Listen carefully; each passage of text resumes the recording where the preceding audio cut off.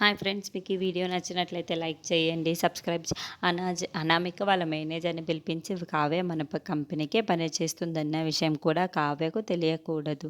తను వేసిన డిజైన్స్ అన్నీ మన కంపెనీకే రావాలి అని చెప్పేసి అంటూ ఉంటుంది.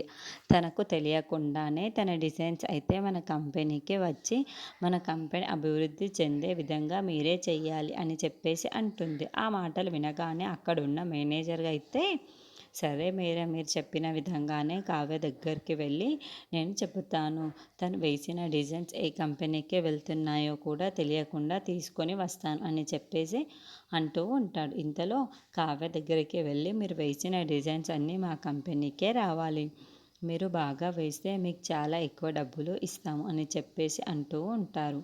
ఆ మాటలు వినగానే అక్కడున్న కావ్య అయితే సరే అని చెప్పేసి తన డిజైన్స్ వేస్తూ ఉంటుంది.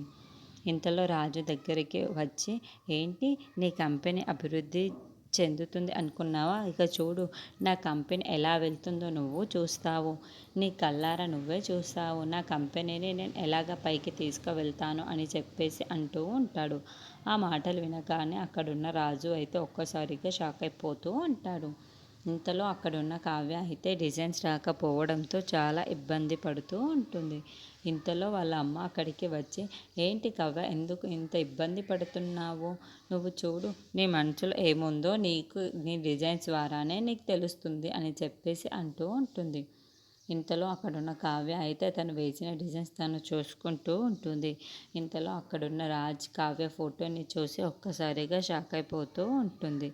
నేను డిజైన్స్ వేయకుండా ఈ ఫొటోస్ వేయడం ఏంటి అని చెప్పేసి అనుకుంటూ ఉంటుంది. ఇంతలో అక్కడున్న రాజు అయితే తన కంపెనీ కోసం ఎంత చెయ్యాలో అంత ట్రై చేస్తూ ఉంటాడు. అక్కడున్న కావ్య అయితే రాజుని తలుచుకుంటూ చాలా బాధపడుతూ ఉంటుంది.